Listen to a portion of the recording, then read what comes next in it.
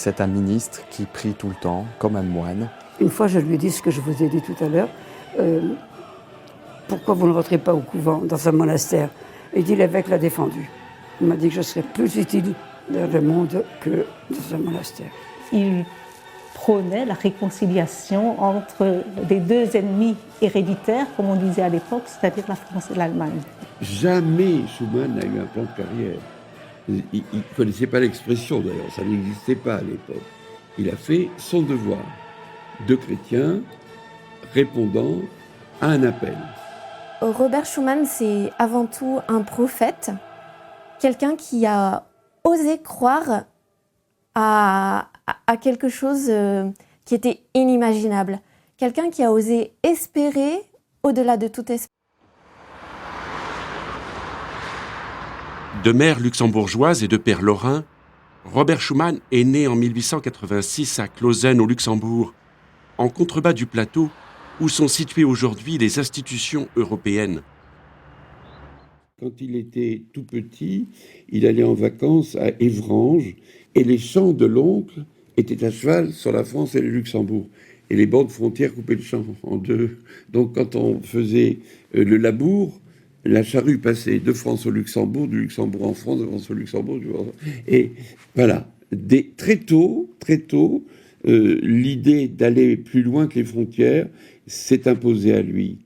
Il a été orphelin de son père assez jeune, donc il a eu une éducation très marquée par sa mère qui vraiment lui a apporté une foi profonde, lui a appris le piano, lui a appris un tas de choses.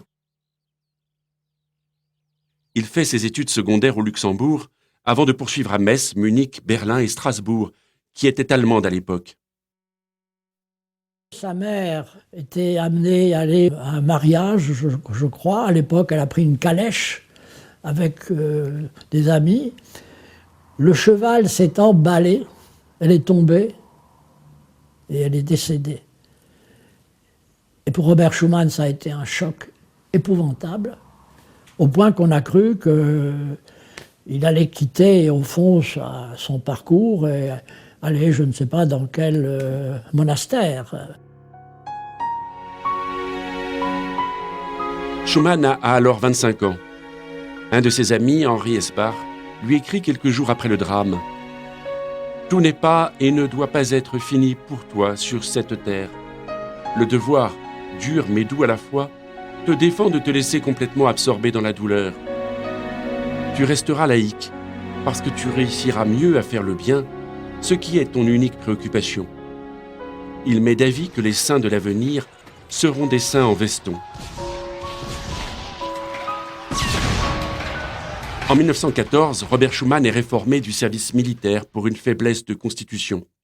La paix revenue, l'Alsace-Lorraine est redevenue française. Jusque-là, luxembourgeois allemand, il prend la nationalité française de son père. De fortes pressions s'exercent pour faire de lui un parlementaire mosellan. Après de longues hésitations, il accepte et est élu le 16 novembre 1919 à l'âge de 33 ans. Il habitait cette maison qui a été trouvée par ma famille. Schuman y a vécu depuis 1926 jusqu'à sa mort en 1963. C'était un homme exceptionnel, modeste, très doux, pas mou, parce que dans les béatitudes on dit bienheureux les doux, on ne dit pas bienheureux les mous, et il fallait beaucoup de courage pour lancer l'Union européenne en 1950. Robert Schuman, ça on le sait, avait une vie spirituelle très profonde et très intense. Elle était nourrie depuis toujours, depuis sa plus jeune enfance, par sa foi chrétienne, par ses engagements dans le mouvement du catholicisme social, par la prière aussi, par les lectures, la méditation. Et Schuman allait à la messe presque tous les jours. Il y a une église d'un couvent juste en face de sa maison et il lui suffisait de traverser la rue pour aller plusieurs fois par jour se recueillir dans cette chapelle où il avait sa place attitrée.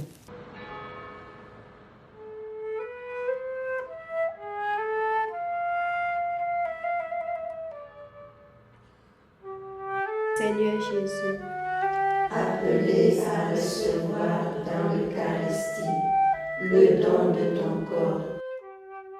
Nous voulons servir nos frères et rendre gloire au Père par la prière de nos lèvres, la parole de notre bouche et le travail de nos mains.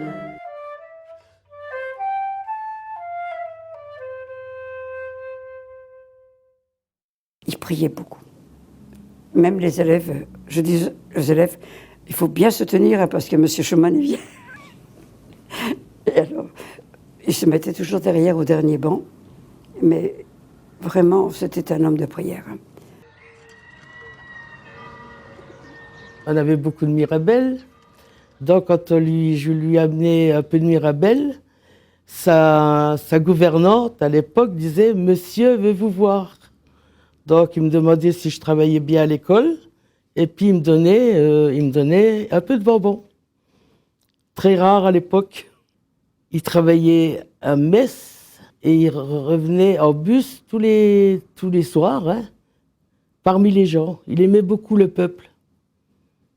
Donc maintenant on comprend mieux pourquoi il a commencé à mettre l'Europe en marche.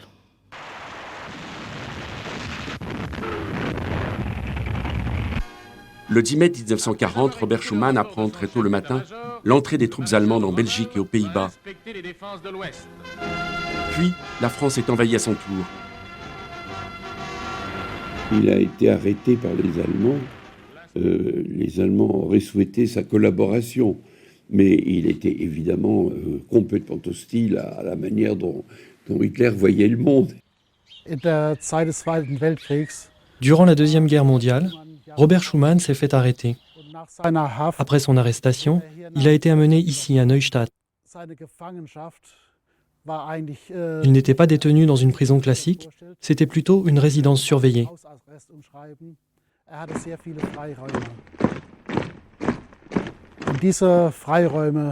Il avait une grande liberté de mouvement qu'il utilisait pour venir à la messe dans notre maison le dimanche.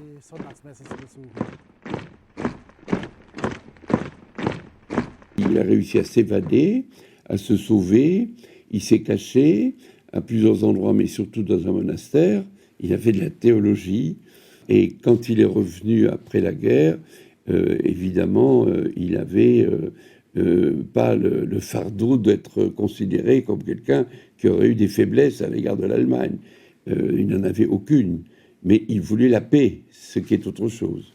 Quand Schuman arrive au ministère des Affaires étrangères, c'est juste le moment où on comprend en France que vraiment on ne peut plus continuer sur la politique discriminatoire, qu'il faut tendre la main à l'Allemagne, qu'il faut la faire entrer dans l'Europe et qu'il faut coopérer avec l'Allemagne et avec d'autres pays européens dans un espace plus large. Il a dû faire face à des émeutes insurrectionnelles lorsque l'Union soviétique a voulu faire basculer l'Europe de l'Ouest dans son giron. Il a été violemment agressé par les communistes, à l'époque étaient très nombreux à l'Assemblée nationale, et il a tenu. Et on lui a demandé comment il avait fait pour tenir devant une offensive aussi violente et agressive, même physiquement. Les huissiers ont dû à un moment donné séparer les gens qui voulaient le prendre par le collet. Et il a répondu, pendant toute cette période, j'avais ma main dans la poche et je serrais mon chapelet. Et il puisait vraiment sa force dans sa relation intime avec le Seigneur. La réconciliation entre la France et l'Allemagne en 1950 n'allait absolument pas de soi. Parce que beaucoup de gens parlaient de cette réconciliation, mais ils n'étaient pas en état, il n'était pas en capacité d'imposer cette idée, alors que Schuman, en tant que ministre des Affaires étrangères, pouvait essayer de la concrétiser. C'est Jean Monnet qui a élaboré le plan du 9 mai 50. Ce plan a tout de suite séduit Schuman, mais il prenait quand même des risques pour sa carrière. Et s'il le fait, c'est parce qu'il a du courage. Et ce courage, c'est de ne pas penser d'abord à ses ambitions politiques, à sa carrière personnelle, mais se dire c'est ça que je dois faire et je le fais quoi qu'il advienne.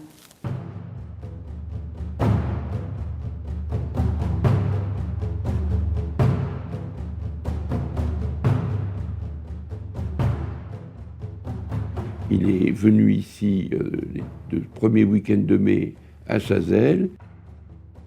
Il a regardé ça de très très près. Et puis là, il a eu l'inspiration de foncer.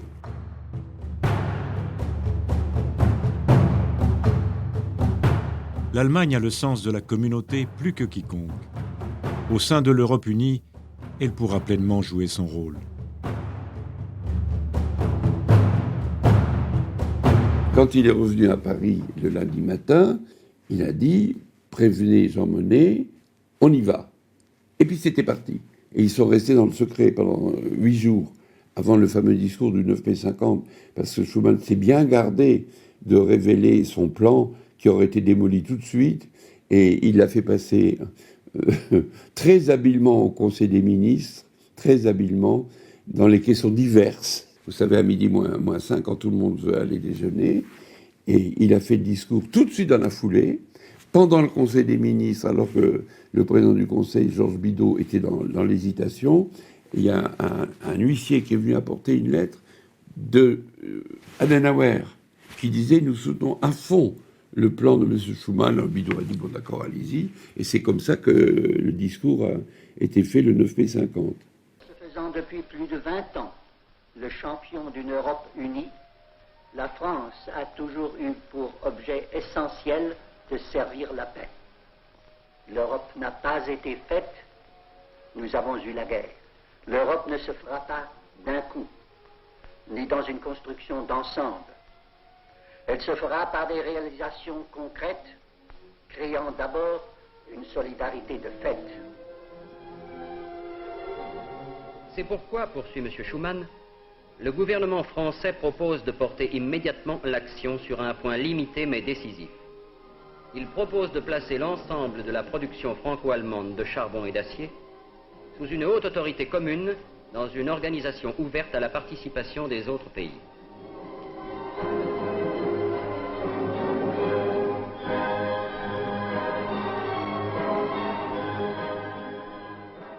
Nous sommes 5 ans après la guerre. Les haines et bien entendu le désir de se venger des horreurs du nazisme était encore très très forte. Mais Schuman a suivi son intuition profonde et il a eu l'audace de lancer ce projet. Les gouvernements allemands, italiens, belges, néerlandais et luxembourgeois répondent immédiatement à l'appel français. Dans 6 capitales, un grand dessein politique a pris corps, celui d'accomplir l'unité européenne par des voies pacifiques.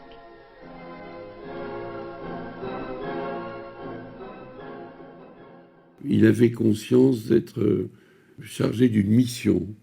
C'est un homme doux et simple et humble, mais quand il a une révélation de ce qui est le bien et de ce qui doit se réaliser, il s'abandonne complètement à la Providence et il fonce et plus rien ne l'arrête. Le 10 février 1953, un premier train de charbon européen, suivi 3 mois après d'un premier train d'acier, franchissait librement les frontières abolies. Le marché commun du charbon et de l'acier devenait une réalité. Je reviens à ce petit livre qu'il a écrit à la fin de sa vie. Et le dernier chapitre de ce livre s'intitule « Servir l'humanité ». On voit que Schuman parle surtout de la paix. Et Schuman explique ce qu'il entend par la paix. Pour lui, la paix, ce n'est pas l'absence de guerre seulement. La paix, ce n'est pas, dit-il, une notion abstraite, ce n'est pas une idée sentimentale. La paix, c'est vraiment une construction de tous les jours. Et c'est une construction qui est fondée sur la solidarité, sur la coopération, sur la liberté, sur la fraternité. Et donc, on voit que pour Schuman, cette paix doit être fondée sur les valeurs chrétiennes, qui sont bien sûr devenues ensuite les valeurs de l'humanisme occidental. L'Europe se cherche. Elle sait qu'elle a entre ses mains son propre avenir. Jamais elle n'a été si près du but.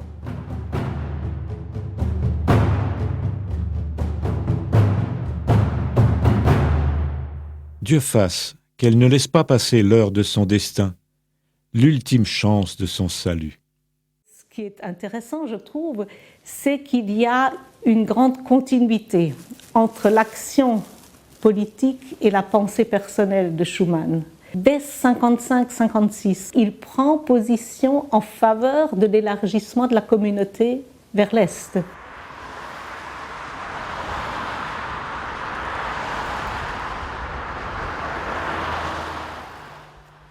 És milyen színes kék? Csak kék. Kék az jó, akkor tehet egy kéket, akkor. Elisabeth, neked is van napod? 3.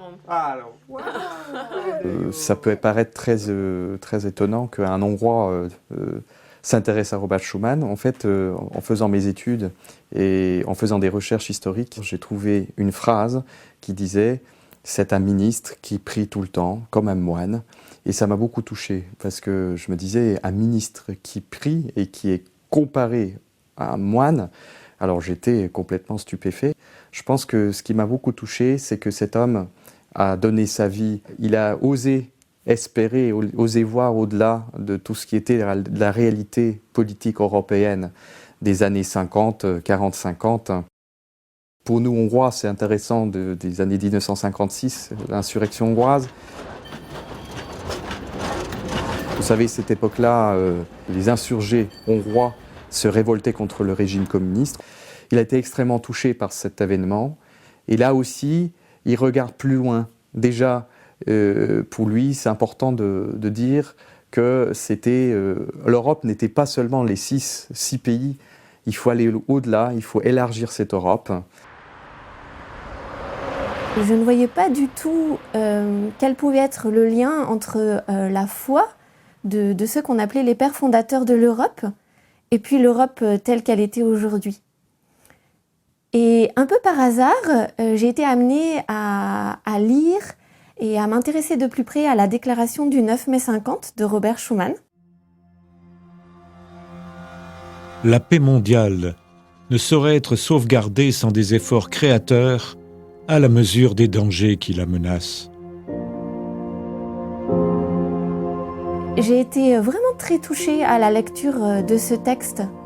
Je me suis sentie un peu comme une enfant gâtée. J'ai tout à coup réalisé que si aujourd'hui je pouvais me rendre en Allemagne, m'y sentir bien, avoir des amis là-bas, c'était vraiment grâce à ces hommes qui, à cette époque, avaient osé croire que la paix était possible entre Français et Allemands.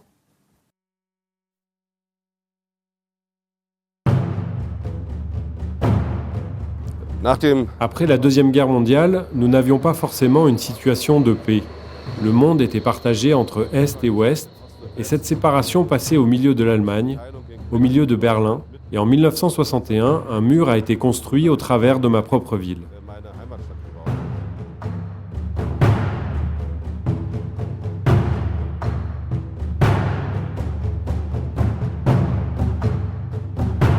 Robert Schuman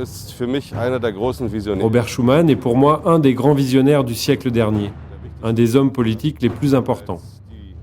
Lorsque l'Europe n'était qu'un champ de ruines, la haine encore très présente, il a eu cette idée que les Européens devaient s'unir afin que plus jamais ne sorte de l'Europe quelque chose comme 2 guerres mondiales en un siècle.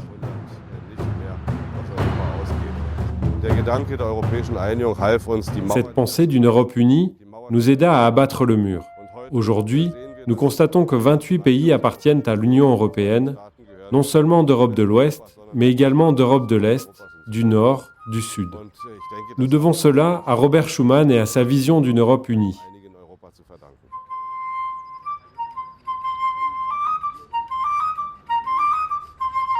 Je suis moi-même catholique et je sais que sans un fondement spirituel, de telles idées sont irréalisables.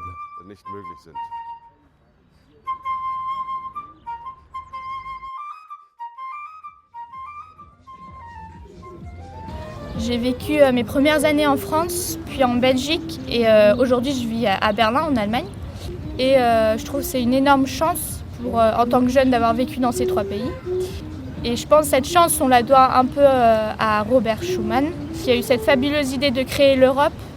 En tant qu'Européenne, c'est important pour moi de voter et aussi de m'engager pour cette Union européenne. Je ne sais pas encore exactement comment, mais j'ai envie de m'engager pour préserver la paix qui existe aujourd'hui entre les différents pays. Qu'aujourd'hui nous ayons une aussi longue période de paix en Europe ne va pas de soi. Beaucoup pensent que cela durera éternellement, cependant nous constatons que le monde n'est pas dépourvu de guerre. Autour de l'Union européenne ont lieu un certain nombre de conflits, comme en Ukraine. Mon appel à la jeunesse est le suivant. Cette idée de l'unité européenne est votre avenir. Et mon espérance est qu'elle soit avec vous entre de bonnes mains. Que vous poursuiviez ce travail pour que l'avenir continue à apporter la paix et le bien-être pour tous. Nous sommes ici à Bílavoda, un petit village de République tchèque situé à la frontière avec la Pologne. Le cimetière local a pour triste particularité d'être le lieu du dernier repos de 700 religieuses ayant passé leur vie ici contre leur gré.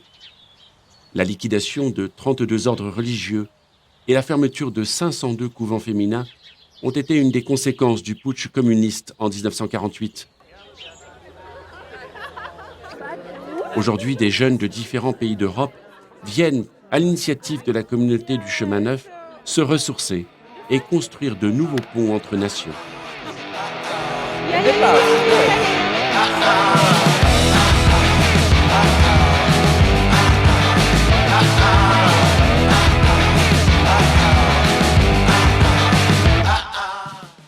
Az Európai Unió nekem egy egységet jelent.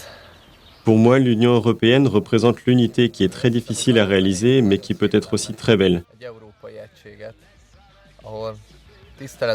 Elle représente cette unité au sein de laquelle nous respectons nos frontières mutuelles tout en restant ouverts. Une Europe fraternelle où l'on ne se bat pas l'un contre l'autre, mais où l'on s'entraide mutuellement, et grâce à laquelle nous pouvons également apporter tous ensemble notre aide au monde.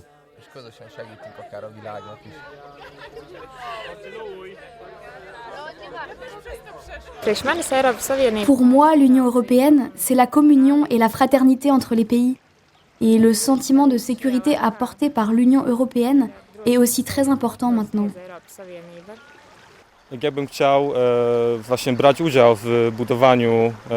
Moi, je voudrais participer personnellement à la construction de l'Europe, de l'Union européenne. Pour moi, c'est important de faire prendre conscience aux jeunes de mon âge de ce qu'est vraiment l'Union européenne et de les encourager à réfléchir à ce projet. Też jakby całe istnienie Unii Europejskiej dało mi możliwość pojechania na Erasmusa, które było naprawdę niesamowitym doświadczeniem. Grâce à l'existence de l'Union européenne, j'ai pu partir pour le programme Erasmus. Et c'est une expérience magnifique.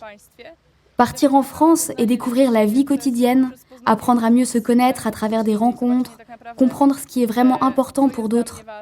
Co jest ważne dla innego narodu i też jakby co jest ważne dla tych innych, co przyjeżdżają też do Francji w tym momencie. Je pense que le fait d'être tous différents est très important, car ces différences nous enrichissent et contribuent à nous unir.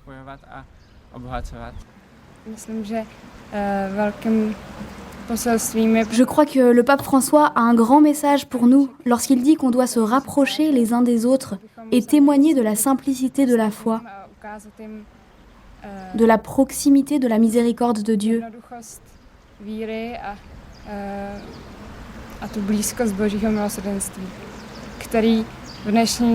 L'Europe aujourd'hui semble ne plus reconnaître cela et oublie ses racines historiques et spirituelles.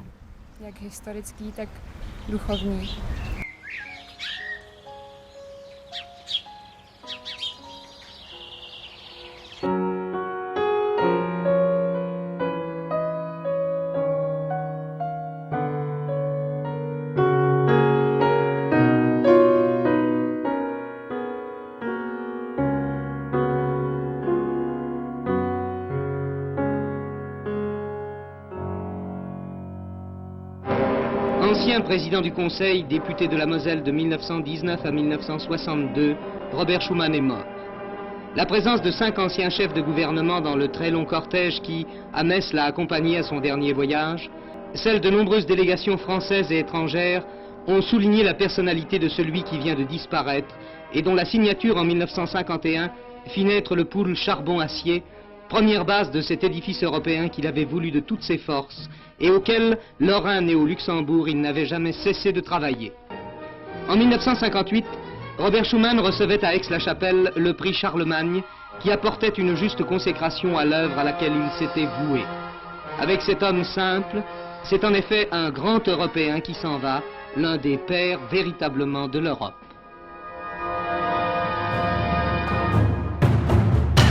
Monsieur le Président, nous sommes 8 jeunes de 6 pays qui avons assisté à votre conférence à la Sorbonne ce jeudi soir 12 décembre 1953. Nous voulons vous remercier pour la façon dont vous luttez pour notre avenir, en combattant pour la paix et l'unité entre les nations. Votre vision, au-dessus de l'intérêt d'un parti ou même d'un pays, a été pour nous source d'inspiration.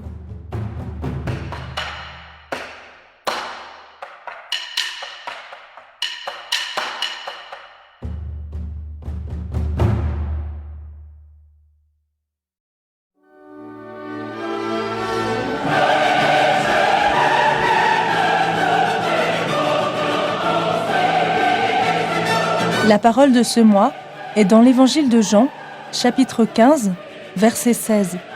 « Ce n'est pas vous qui m'avez choisi, c'est moi qui vous ai choisi et établi, afin que vous alliez, que vous portiez du fruit et que votre fruit demeure. Alors, tout ce que vous demanderez au Père en mon nom, il vous le donnera. » Pour ce mois, nous pouvons prier pour que cette vision d'unité et de réconciliation de Robert Schuman puisse continuer à inspirer les pays européens ainsi que les autres nations, afin de construire la paix. Prions pour que davantage de chrétiens entendent cet appel à s'engager dans le champ de la politique en mettant en pratique les valeurs de l'Évangile.